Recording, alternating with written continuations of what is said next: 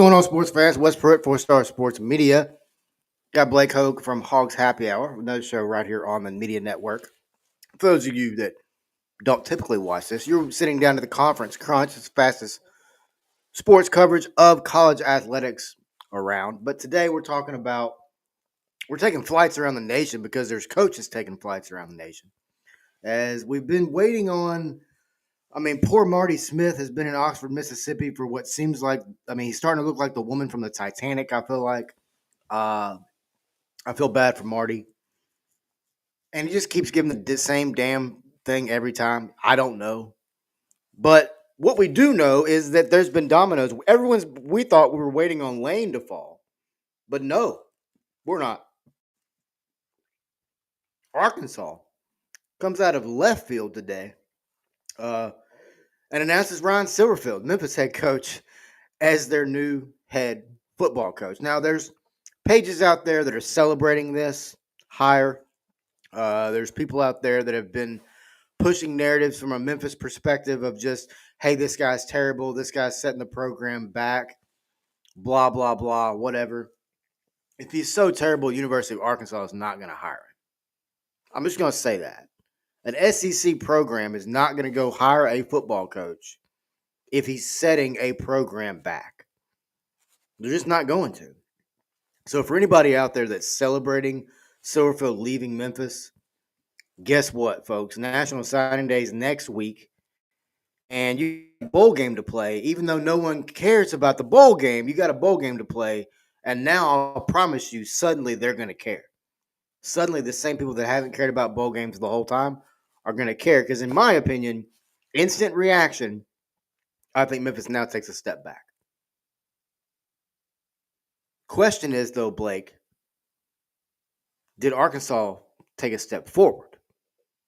And that's how I bring Blake Hogue from Hogs Happy Hour into the show. Yeah. Are we honestly? It's not a step forward, but I don't know if it's a step back. One of the issues with Arkansas is NIL money and fundraising and booster support, fan support, and this does not ignite the fan base. And I feel bad for Silverfield because it's not his fault. Okay, this is the guy 100-year check wanted, and he got. He interviewed some 22 some odd people, and this is the result. I mean, we went from Franklin, we went to PJ Fleck, we went to Golish. Trey Schapp reported in the middle of the week. Golish was offered the job, and now he's going to Auburn. So I'm not. Silverfield is a good coach, but is he ready for the SEC? I don't know. He's got some support on Twitter. Coach Kenny Dillingham just tweeted out that he loved to see it because he says Silverfield has worked his way up, so he's excited for him. But it's I don't know. I know the fans are about 20 minutes or so from a fan-led protest, so we'll see.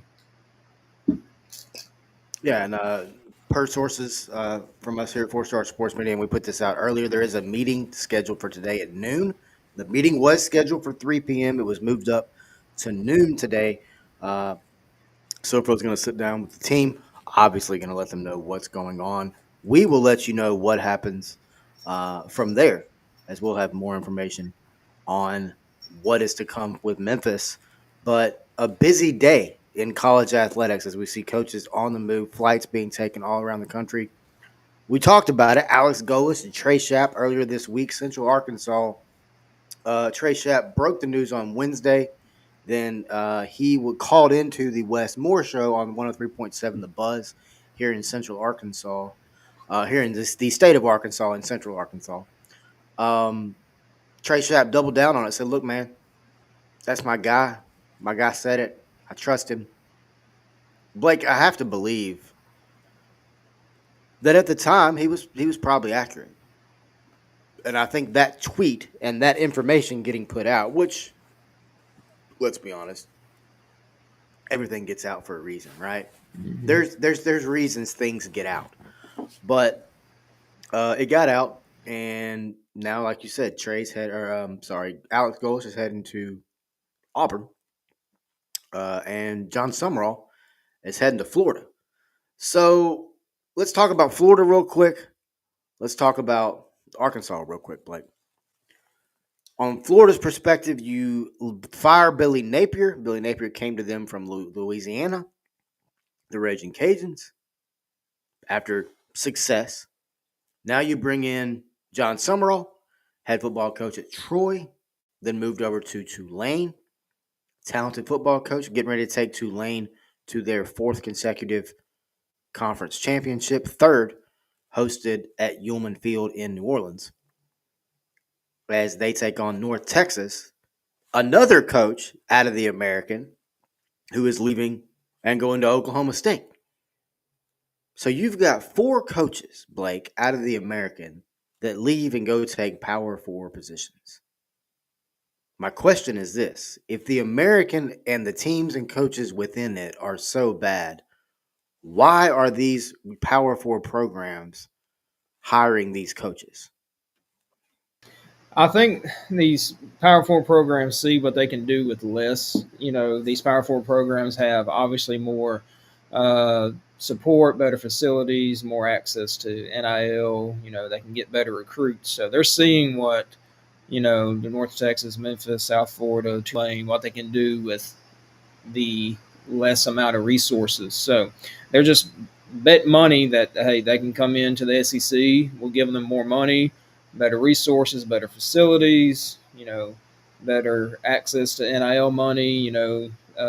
These Power Four schools have a GM of some sort, whereas those smaller schools do not. So it's taking a little bit of the stress off of the coach regarding that NIL side of it. So, and also it's, do you want to hire a head coach or a coordinator? So them being a head coach, it kind of helps them out, with this new landscape of college football. All right, so let's kind of go down this rabbit hole a little bit, Blake. We got some time. Um, let's talk about coordinators. Silverfield is more of a CEO style coach, very similar to Sam Pittman. He likes to bring in his coordinators. He likes to let his coordinators do their jobs. Who do you think? I mean, potentially you could see Tim Cramsey coming over from Memphis with him. Him and Tim have a great relationship. Been his offensive coordinator for now this is his fourth season. And then Jordan Hankins, maybe, but I don't know. Just the way that Memphis team just played depleted at the end of the year, losing 3 straight games to close the season. I just don't know that you bring Hankins over with you, especially when you just moved him up from a linebackers coach to a defense coordinator. But who are some guys that you might want to see come over and be added to the staff by Ryan Silverfield? Yeah, I haven't really dove into who Silverfield, like his connections. I mean, I know he was in the NFL, with the Jaguars. I know he's got connections, but I'm just thinking SEC wise, Durkin's going to be out there. He didn't get the Auburn job, and he may get a head coach job, but he would be a great DC. It's not going to happen, but Petrino is going to be a great offensive coordinator or slash head coach for somebody. Um, whatever happens at Ole Miss, I mean, there's going to be teams that have some coordinators that have done well that I think Silverfield can grab. I don't.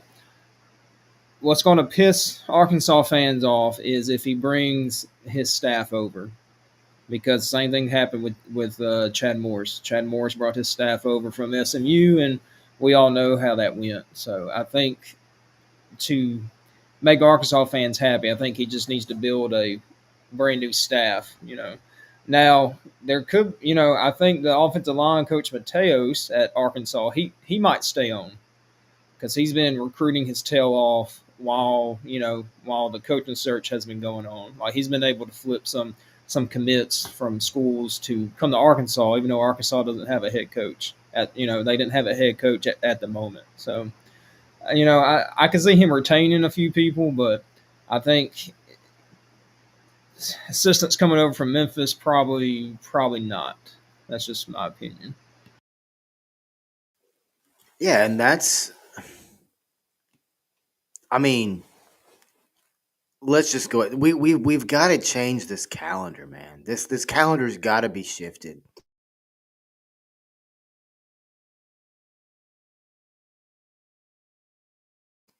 All that you've got recruiting, you've got bowl games, you've got the portal that opens up January 2nd, runs through January 16th. All of this now. Why don't we take recruiting, move it back to February where it used to be, make it easy, leave the one portal window the way it is, and make it to where you can't talk to and this is not, look, this is a unbiased opinion, okay? I don't want people like, oh, he's a Memphis homer. Yes, I am a Memphis fan at heart, okay? That's but when you look at this from there has to be guardrails put around these coaches. Because you're about to see it again. This Memphis roster is about to be depleted. And then they're going to go play a bowl game. And then they're going to go into an off season. And then they're going to have to try to get ready. But then you've got expectations inside Memphis from fans that want 8, 9, 10 wins a year. Oh, and by the way, if you don't win a conference championship, they want you out the door. But only Because only, that's only what in football. they Though. want to be right. It's okay in Do basketball. what, Blake? It's okay in basketball, but football is a different situation. I mean, he's won what? Penny is who we're talking about. He's won what, 2 conference championships. This is his 8th season there, and he's won 1 NCAA tournament game. But going They going ran back. Josh Pastner out of town for much, much, much, much better results than that, Blake. To your But I point. Go ahead. want you to think about the American Conference as a whole. It's about to get gutted. It's all its talent. It's either going to go to Oklahoma State, it's going to go to Auburn, it's going to go to Arkansas. I mean, because these coaches play each other. I mean, they know who the best players are.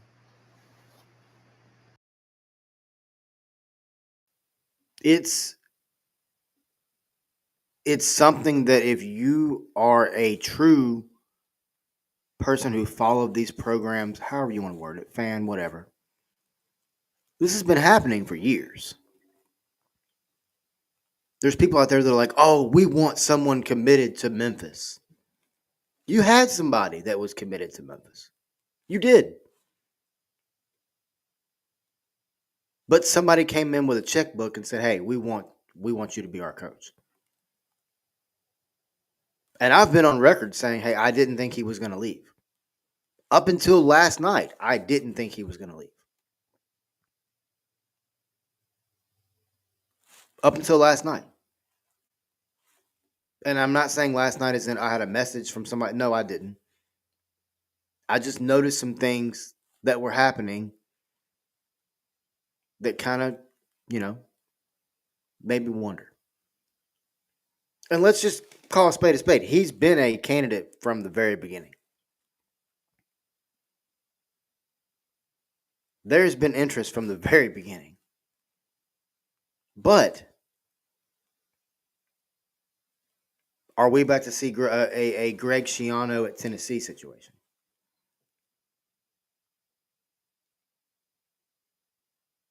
I think the fans are. I mean, Arkansas fans were sending damn emails about Dan Enos. My God, what are they going to do about Ryan Silva? Yeah. And it doesn't help that our athletic director is the chairman of the college football playoff. So he has, right now he probably has more important things. He's how many coaches did your checklist on 6 or 7? I mean, to get down to Silverfield. 6, 7. God, I can't believe he did that on national TV. Go ahead. But yeah, I mean, I just know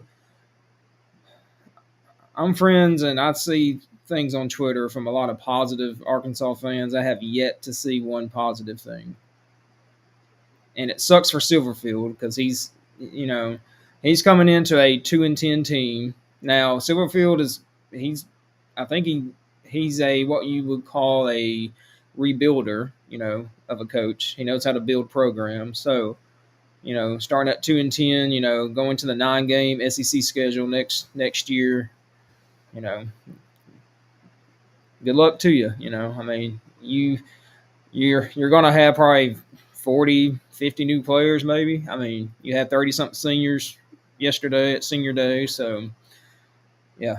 I mean, it's gonna be tough, and you're gonna be competing with your former American coaches for players. So, but good thing Silverfield he's never lost to Golish. I mean, he has a decent record. Was he 29-9? Is what I read past 3 years or something. Yeah. So He's got 30 wins over the last 3 seasons. Yeah. and I know people He had want to talk 11 win about season, 9 wins this year. Yeah. Or 8 so far. Yeah. they want to talk about his record against above 500 teams and all that, but I mean, I don't know. This is who the leadership at Arkansas wants. So I don't think it's going to be a Shiano situation as much as Arkansas fans want it to be. I just don't think that's going to happen. It's just gonna be weird seeing him in red, and it's just like Calipari. It's weird seeing Cal in red. There's obviously an Arkansas connection. By the way, anybody wants to try to deny that, there's obviously a connection. Look, here's the thing: for those people out there that want to cherry pick stats and go find, oh, this is a negative stat, oh, this is a negative stat. Look, just talking about Penny Hardaway, if you want to talk about negative stats, we can go pull negative stats on any coach around the country. Anybody. Guess what? When Nick Saban got to LSU, his record wasn't that great. And secondly, I don't know what expectation you want. It's Memphis. Just a short 15 years ago, Memphis was 1-10. They hired Justin Fuente in 2014 or 2012. He went 3-8 the first year.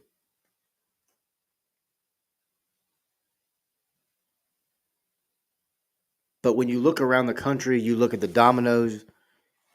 Lane Kiffin hasn't even announced, technically speaking, where he's going yet.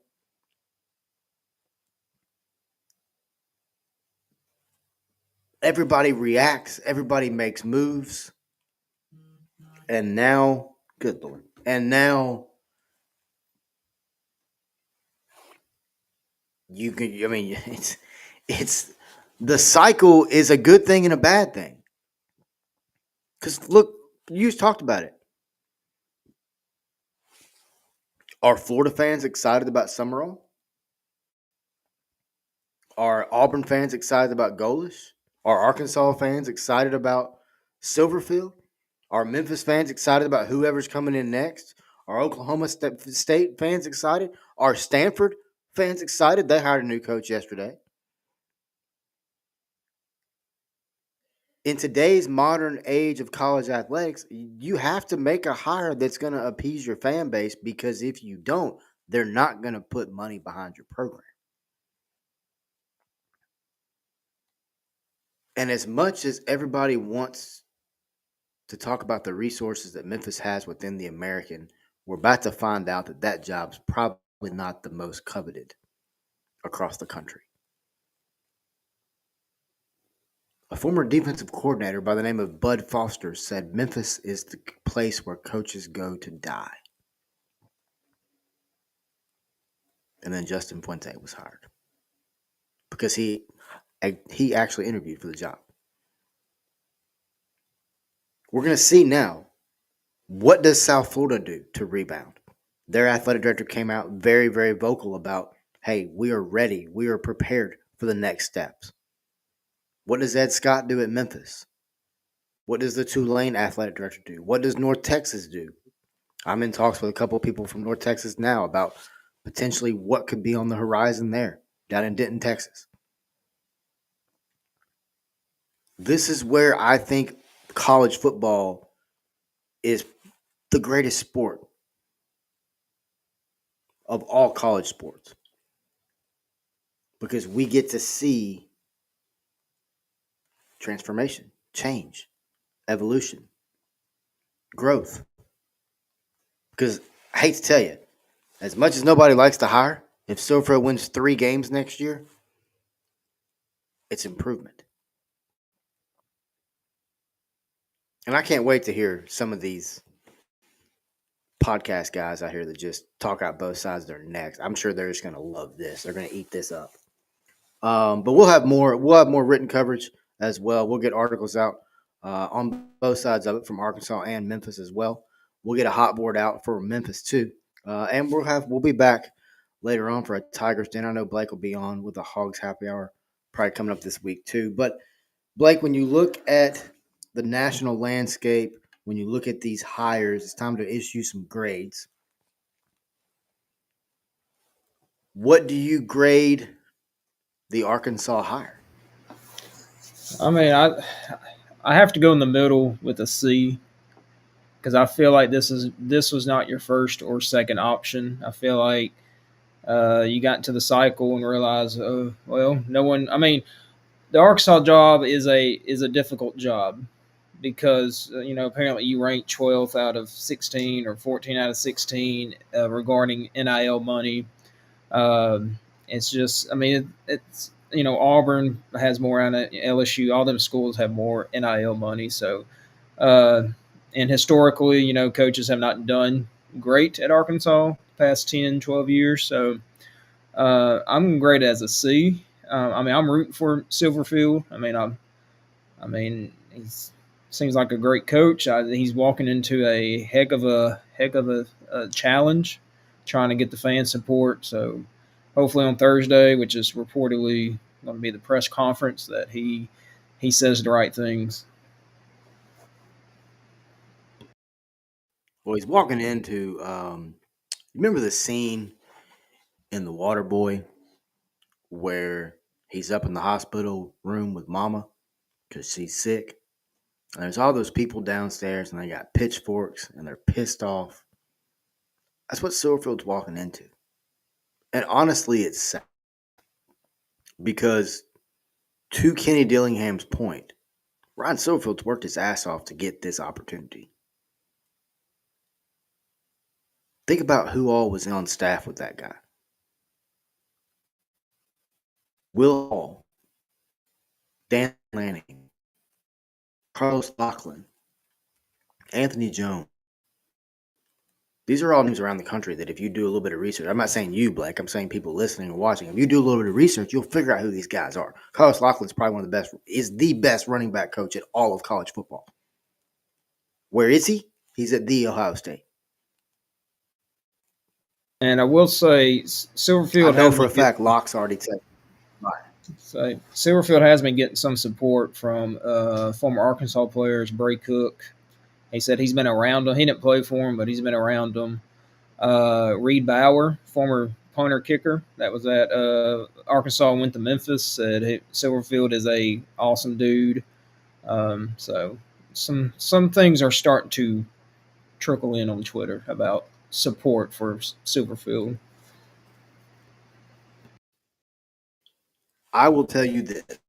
Based on I've had with a former Memphis wide receiver, and we had this conversation on air. Ryan Silverfield cares a lot more about his roster than previous Memphis coaches, one of which that is in Tallahassee right now. Point being, this wide receiver, who very talented player, Norvell didn't even know what his name was. He played for him for 2 years. Silverfield walks up to players and asks them about their class. He wants to know, he's asking them school questions and stuff. So there's just a little bit more buy-in. But, Blake, let me ask you this, man. Where do you think this guy right here may end up?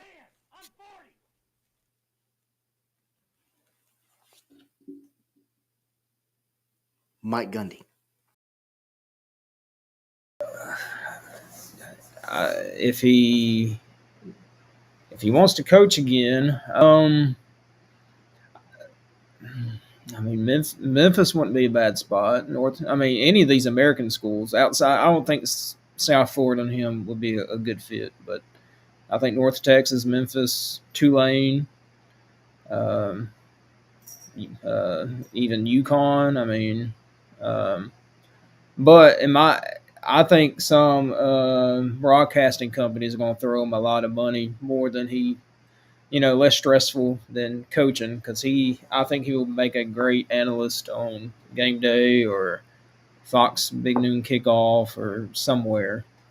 Hell, even Barstool Sports could even hire him. Him and Gruden together, having little segments together would be must watch. We do have a little bit of breaking news. Reggie Howard has been named the interim head coach of the Memphis Tigers.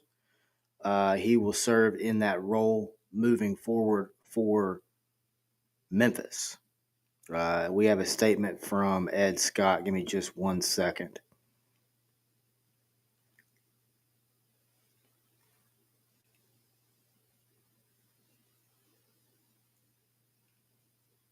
Once again, per the release from Memphis that we just got right here at Four Star Sports Media, Ed Scott has a statement is, quote, "We thank Coach Silverfield for his leadership over the past 6 seasons and wish him and his family the best in their next chapter. Reggie Howard will serve as the interim head coach." He said, "We are excited about the future of Memphis football and the momentum of our program. A national search for our head coach is underway, and we are committed to finding a leader who reflects our values, prioritizes student athlete development, and shares our vision for elevating the program nationally." End quote. That is a direct quote from Ed Scott. So Reggie Howard, former Memphis defensive back, but Reggie Howard will serve as the interim head coach for the Tigers. So Blake, as we close up here, man, when you look at these hirings across the country, what busy Sunday? It's a U-Haul Sunday across college football. Yeah, yeah. It's only it hasn't. I mean, those three coaches kind of happened within like 10 minutes of each other, so it was very quick. But it's not over yet because you still got Ole Miss debacle with the assistant coaches. Pete Golden is going to be coaching a team in the playoffs, and apparently Lane's taking his whole offensive staff with him. So you may have a staff of GAs coaching in the playoffs. So it's going to get wild over there in Oxford, Mississippi. But I don't know. It's all, and then now these American schools, they got to start their coaching searches. Do you go after a young up and comer? Do you hire a veteran coach that's kind of on the tail end of their career that just wants to keep coaching? I don't know, but it's going to get interesting. And then you got Wednesday signing day. Do these athletes sign with the schools they committed to, or do they go to the new school that the coach is at? It's always a interesting. You know, this calendar, like you said, just needs to change. It's stupid. Even Summerall said it. Last week in his press conference, he said, "I'm going to have to plan for a conference championship and worry about signing day in the middle of trying to get ready for a conference championship." So hopefully the NCAA looks at this calendar and comes up with some type of solution. Yeah, there has to be a solution because if not, this is going to continue to happen every single season. We're going to continue to see things like last year, for example, Bo Prabula from Missouri. Where did he come from? He came from Penn State. When did he leave Penn State? Right before the college. Why did he leave Penn State before the college football playoff? Because the calendar forced his hand. Why did Ryan Silverfield leave Memphis right now? Because the calendar forced Arkansas's hand. They had to make a hire. It's simple as that. Why did Ole Miss go to Lane Kiffin and go, hey, shit or get off the pot? Because the calendar made them. The calendar is forcing the hands. Now, I will say this. Also, there's nobody forcing these athletic directors, these presidents of these universities, these chancellors to allow these contracts to be signed that have millions and millions and millions of dollars in buyouts. So as much as people are holding the coaches at stake and the coaches accountable, while we're talking about accountability, we have to hold the presidents and the chancellors accountable for these actions as well. But Blake, I appreciate you coming on, man. It's been a fun half hour. But yeah, we got some breaking news. As Reggie Howard has been named the interim head coach at the University of Memphis. I don't. I mean, he's a former Tiger. I think it. It keeps everybody together somewhat. But there's gonna be. Is it? I'm just thinking out loud here. Is it weird that it wasn't the OC or DC as the interim? That's the first thing that popped in my mind. Because I expected to see Tim Cramsey. I expected to see Jordan Hankins. So the fact that Reggie was named, yeah, I think it's a major indicator as to what may be transpiring with the staff at Memphis. And to your point, he may be bringing his entire staff with him.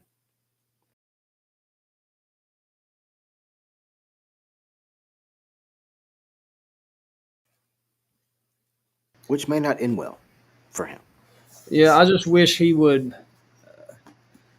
And living up there, it's you need someone who loves the program on your staff, or someone in not on your staff but on your whatever your chain of command, I guess is how we would say it. So he needs to go get an Arkansas guy that can kind of rally everybody together. I don't know who that is, but because I mean, it's that's what I was about to say. I mean, who do you go get unless?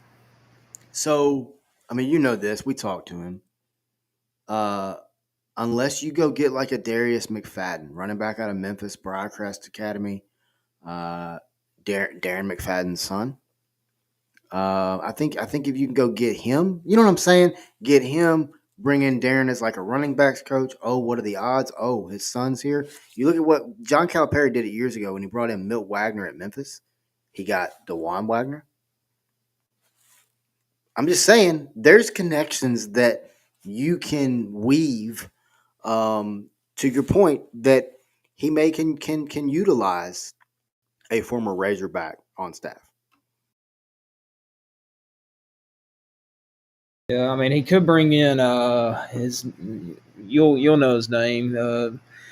He was a safety. Was Arkansas, went to Memphis. Was pretty decent at Memphis. Last was it 2 years ago? Simeon Blair. Yes, Blair. I mean, just bring him on as a GA. I mean, I'm just throwing things out there.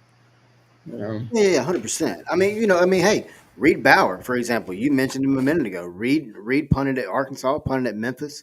I've talked to Reed Bauer numerous times. He's been on our show 3 or 4 times. But find ways, to your point, and this is not just Arkansas, Memphis specific. This is any of these coaching spots. Okay, if you're a new head coach, you've got to go in and establish yourself as someone that can be trusted within the state, because you've got to get out and recruit now. And what sucks is you've been walking into all these kids' houses with a certain logo on, telling them a certain thing about a certain program. And now you're probably getting ready to walk in that same door with a different logo on and probably say a lot of the same things that you were promising about one program, about another program that you really don't even know about. And that's So a sad reality. his first job since signing day's coming up, and he doesn't have long. As Houston Nutt said, you got to put a fence around the state of Arkansas. He's got to get the top guys in the state of Arkansas because the guys who want to play for Arkansas live in the state of Arkansas. That's just how it is. That's how we are raised. We are raised to root for the Hogs. You know, I mean, you look down where close to where I live in Warren, we have talent, and they don't really look anywhere else because they want to play for the Hogs. So he's got to go get those 4 and 5 stars. There's not many. I mean, you can't win a championship with them, but you have got to keep the talent inside Arkansas. And speaking of talent, we saw yesterday during the Arkansas Missouri game, we saw KJ Jackson get the start, which shocked me, honestly. Does KJ stay? But speaking of players with J's in their name, talked about it earlier. Does AJ Hill, highly touted quarterback at Memphis, does he follow Silverfield to face? They're all storylines that are going to take place. And the same things at South Florida, same things at North Texas, same thing at Tulane. There's roster influx is getting ready to happen. Chaos is here, folks. Chaos is absolutely here. We'll be back later on this evening to talk Conference Crunch as we talk scores, things of that nature. And we'll be back on Tigers Den So here I will say, I want to just a little say bit too. Go ahead, bud. this tweet just came across. This is from Anthony Switzer. He's a former Razorback. He said Ron Silverfield to Arkansas is equal to Kurt Cignetti to Indiana, but y'all fans wouldn't know dog crap if you stepped in it. That's a coach that you flip a culture and program with, and it is a big time guy without the name and hype. And yet Memphis fans wanted him fired. And some quote unquote media people wanted him fired. There's your answer right there, Blake. I'm telling you, I've had numerous people reach out to me. Hey, man, how long does he last? Is he going to make it? I don't know. I mean, honestly, I don't think you got to win the press conference. I know it's a big deal now. Oh, you got to win the press conference. He don't give a shit about that. But you got to win the fan base and you got to win the state recruiting, and that's not going to be easy to do. This fan base is, I don't want to say all of the fan base, okay, but a seemingly large portion of the fan base is very fickle. If you don't know what the word fickle means, you can Google that. Speaking of Signetti, Google that. But go back and look. Go back and look at what Ryan Silverfield's done. COVID era, recruiting, transfer portal. He's really maneuvered the waters of, as all of these coaches have. That's why they're getting these opportunities. Alex Golesh has done an incredible job. He was a GA's GA at Ohio State. He was the guy that did all the work and didn't even want anybody knowing who he was. All right. Then he moves over, goes to Oklahoma State, moves over, goes to Tennessee, does a great job at Tennessee, then gets a job at South Florida. Now he's back in the SEC as a head coach. John Summerall, same thing. Eric Morris, the guy's a quarterback whisperer. Arkansas may have majorly missed on not getting Eric Morris. Just my opinion. But interesting takes from across the country today. But I think it's a done deal. Ron Silverfield, matter of fact, I know it's a done deal. Ron Silverfield is heading to Arkansas. He is the new head football coach of the University of Arkansas, as is John Summerall down in Gainesville, as is Alex Golesh on the plains of Auburn. But Blake Hoke, appreciate you joining me today. Appreciate everyone watching and listening. A emergency pod, whatever you want to call it, for Conference Crunch today. But appreciate everyone watching and listening. We'll get this thing uploaded on the site, and we'll be back later on to talk scores and more right here on the 4 Star Sports Media Network.